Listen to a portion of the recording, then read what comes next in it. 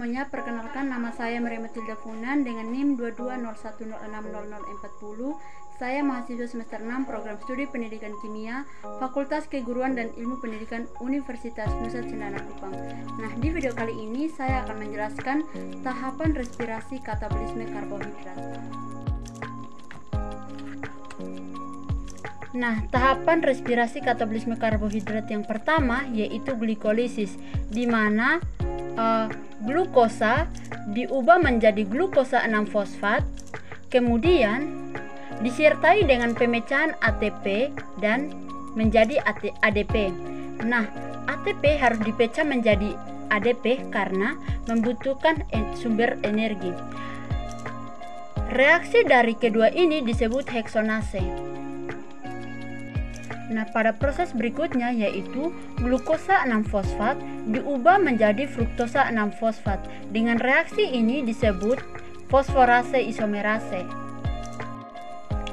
Nah, kemudian fruktosa 6-fosfat ini diubah menjadi fruktosa 1,6 bifosfat disertai dengan pemecahan ATP dan ADP. Reaksi ini disebut dengan fosfor fruktonase 1. Nah, kemudian pada proses fruktosa 1,6 bifosfat ini atau 6 atom C dipecah menjadi 1 molekul gliseraldehida 3 fosfat atau PGAL dan 1 molekul dehidroksiaseton fosfat atau DPH.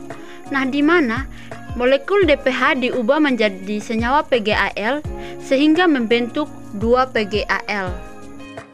Nah, kemudian pada molekul PGAL ini diubah menjadi 1,3 bifosfogliseral dengan cara mengikat PI atau fosfat organik. Kemudian setiap satu molekul PGAL menghasilkan NADH+. Nah, kemudian pada 1,3 bifosfoglycerat ini diubah menjadi 3 fosfoglycerat.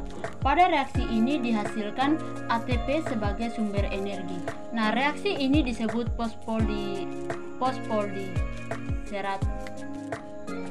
Nah, selanjutnya 3 fosfoglycerat ini diubah menjadi 2 fosfoglycerat. Kemudian 2 fosfoglycerat ini diubah menjadi senyawa fosfoenol pirufat atau PEB.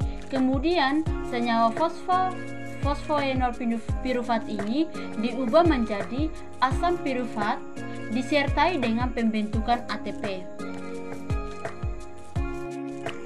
Nah, tahapan yang berikut yaitu dekarboksilasi oksidatif, di mana urutan prosesnya adalah sebagai berikut.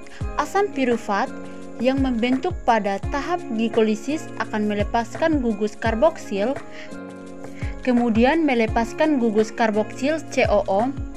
Nah, gugus tersebut akan diubah menjadi CO2.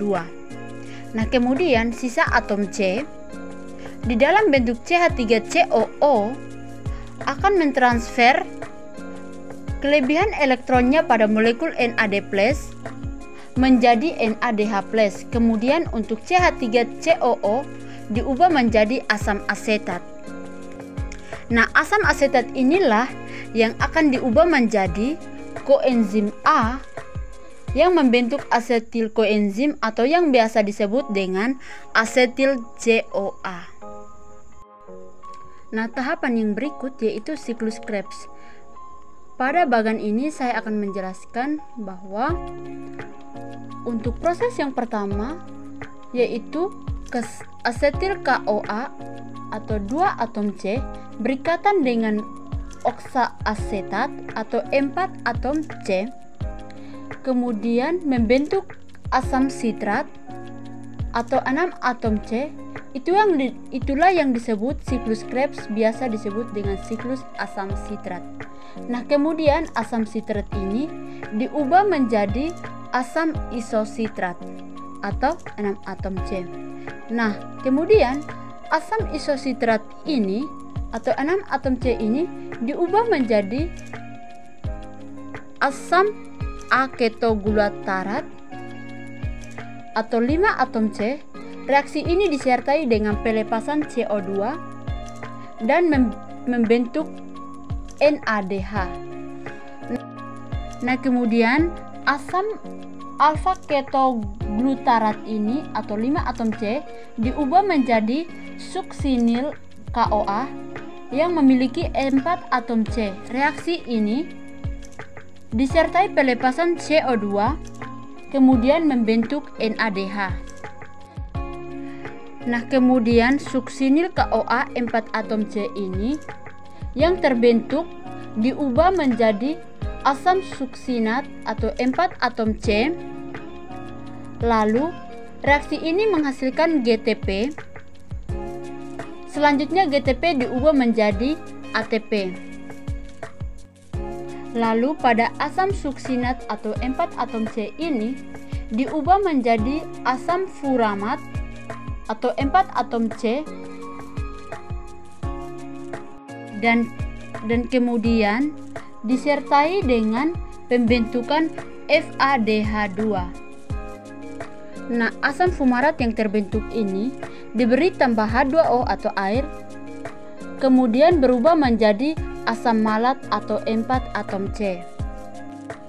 Lalu asam malat ini atau 4 atom C ini diubah menjadi asam oksaloasetat atau 4 atom C disertai dengan pembentukan NADH.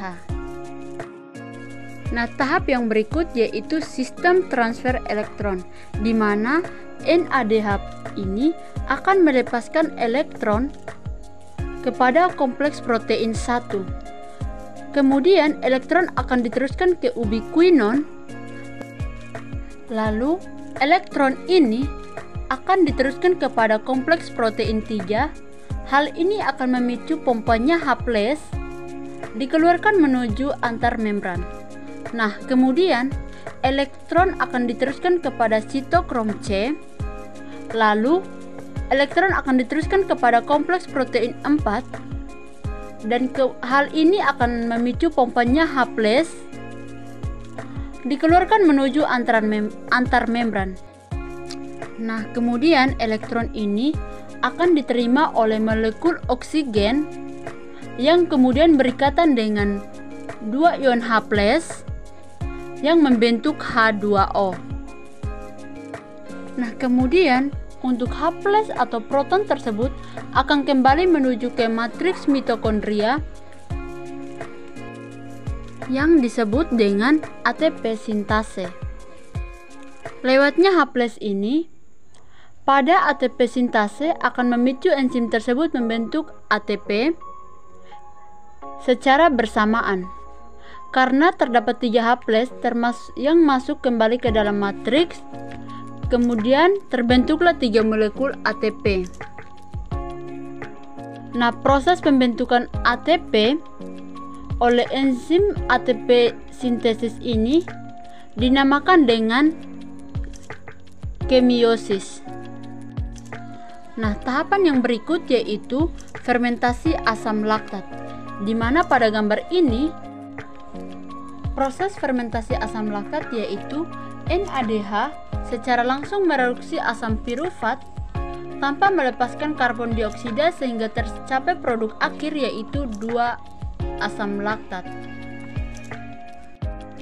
Nah, pada tahapan yang terakhir yaitu fermentasi alkohol, di mana pada gambar ini akan saya jelaskan bahwa fermentasi alkohol akan terjadi proses pengubahan pirufat menjadi etanol yang dapat dibagi menjadi 2 langkah. Nah, yang pertama yaitu karbon dioksida atau CO2 pada pirufat dilepaskan kemudian diubah menjadi senyawa karbon 2 oksida atau asetildehid sini. Nah, NADH ini mereduksi asetildehid menjadi etanol. Dalam proses mereduksi ini akan meregenerasi Nah, NADH ini akan mereduksi asetildehid menjadi etanol. Kemudian di dalam proses mereduksi ini akan meregenerasi 2 NAD+ yang dibutuhkan sehingga proses glikolisis ini akan tetap berkelanjutan.